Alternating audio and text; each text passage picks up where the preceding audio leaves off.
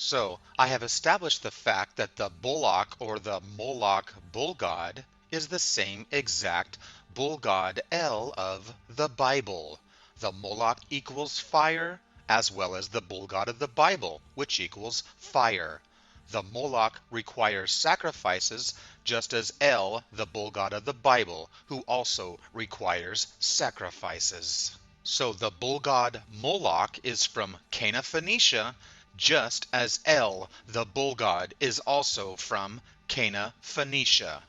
Now the Moloch also is known for killing babies, just as El, the bull god of the Bible. Think how many countless babies were killed during the flood of the earth, or even the Passover. And don't forget that both of these bull gods love the flesh of burnt offerings. Now, the way to worship Moloch was by sacrificing children primarily. They would do this by heating up the metal hands of the statue of Moloch until they were glowing red, and then placing babies on them until they died.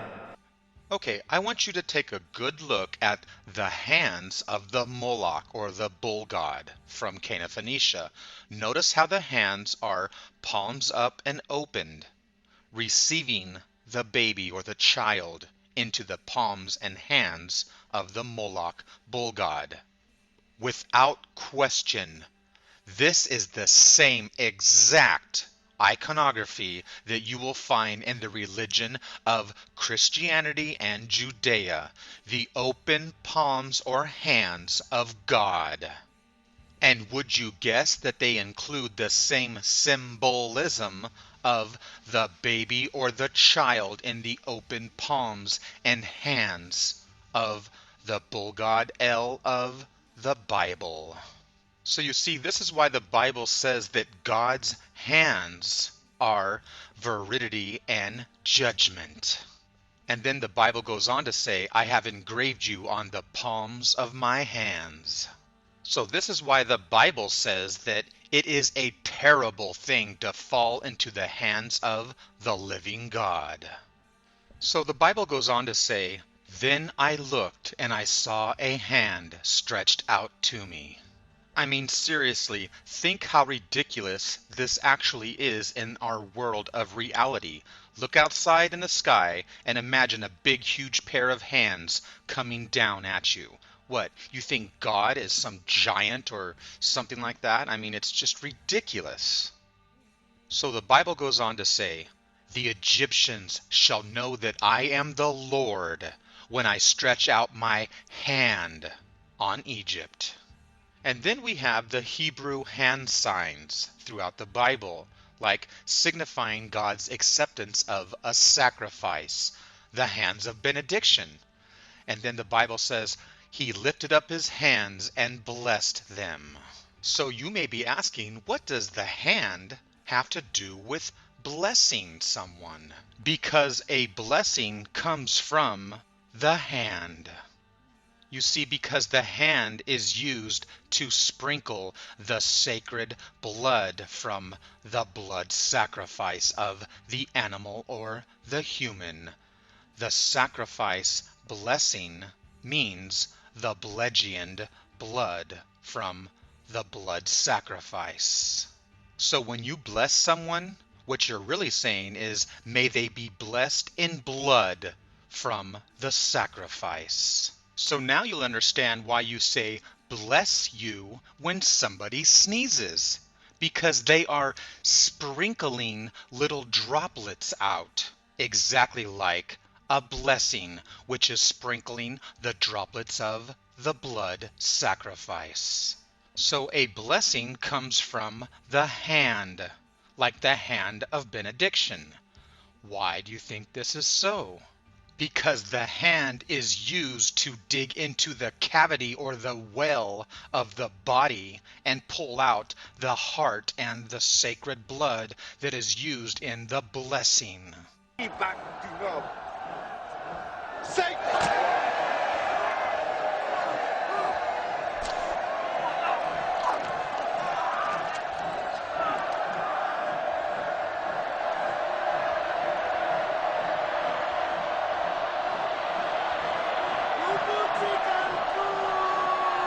So perhaps now you'll know why they show the picture of Jesus with the hand of benediction and his red, bloody heart. So part of the ritual of sacrifice is to take out the bloody beating heart and place it inside of a bowl or inside of the hands so that it can be examined by the augur, who can tell the future by the shape of the bloody heart. So yes, an augur is one who inspects the entrails of the sacrificed animal, which is the meaning behind the word inauguration, which is why the president raises his hand as he's facing Baal. So when you look up the word benediction, the etymology tells you that it means to speak well of and bless, thus grace before meat. And of course it's related to bene or bel or bellus. And the etymology also says to see the word diction, as in to dictate, to point out, from dictus, the finger. So now you understand a little bit more about the hands of benediction, or the hands of blessing, the blood sacrifice of the heart. So now you'll understand the iconic representation in religion of Christianity and Judea when they show the hands that are holding the blessing. And of course they use water, which represents the blood. So you see, these are the same open hands of the bull god Moloch, which is why the story of the Bible bull god has the same story of having the sacrifice in the hands, which is the beating heart of the Blesian blessing. So basically, just think about it.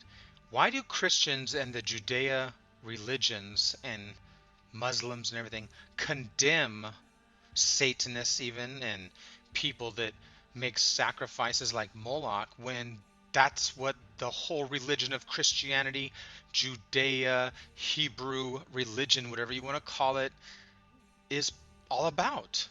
It's about making sacrifices to the bull god. And what are the chances that the Bible has the exact same story? So you're talking about a religion that is basically based upon human blood sacrifice to, technically, a bull god that is the ancient Cana Hebrew Phoenician El.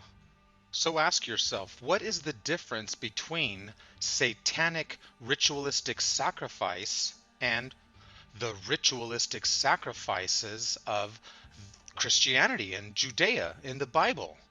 What is the difference? There is none.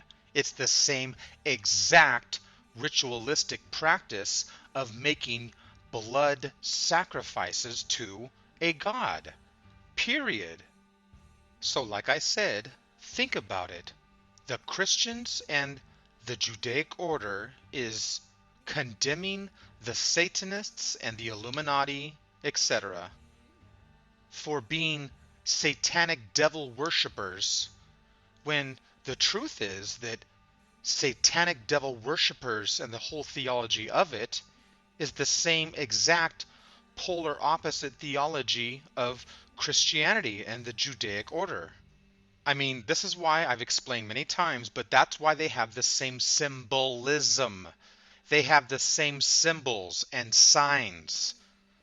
Look, here's the pentagram, and here's the pentalpha. Here's the tetragrammaton. It is the exact same thing, image and likeness, just inverted, but it's the same exact thing. I mean, if I showed you a picture of a duck and then inverted that duck upside down, does that mean it's the opposite and completely different? No. It's the same exact thing. It's a freaking duck upside down. It's the same thing. So you make no sense whatsoever saying that the Bible is against blood human sacrifice to a bull god, when all of the symbolism and all of the literature of the Bible is pointing in that direction and telling the same exact story of sacrificing to the bull god of the Bible. So to say that the Bible is against the Illuminati and shows the blueprint for their destruction is complete nonsense and bullshit. You see, the fact is that the Bible is made from the Illuminati and is authorized by the Illuminati. And you see the little red and blue stripe or the bookmarker hanging out? Yeah, that's symbolic symbolism to those that have eyes to see. And the red and the blue have a very important meaning when the Illuminati is showing their symbolic symbolism.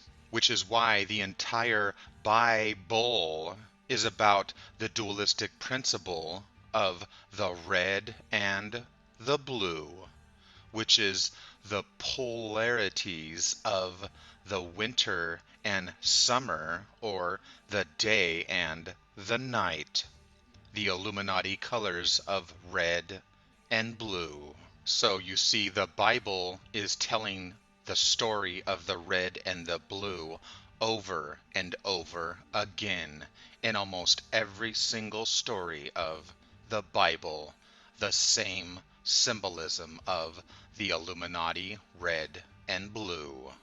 So take a good look at the authorized Bible of King James, and you will see at the very top the same symbolism that I'm talking about of the red and the blue, which is the sun and the moon. So you see, this is exactly why you will find the Illuminati red and blue symbolism throughout the world. The red and the blue that fight one another, the two seasons that struggle amongst themselves to see who will rule and take over the year or the day. Because the darkness and the winter always take over the sunlight of summer, or the darkness takes over the daylight of day. So the red and the blue are the two brothers or the two sisters or the twins that struggle amongst themselves and fight and battle one another to see who will rule. So the red and the blue is clear symbolism of the ancient order of the Illuminati and the natural seasons that it represents. So Chris White, you have it wrong. The Bible is not anti-Illuminati at all. In fact, it's pro-Illuminati 100%.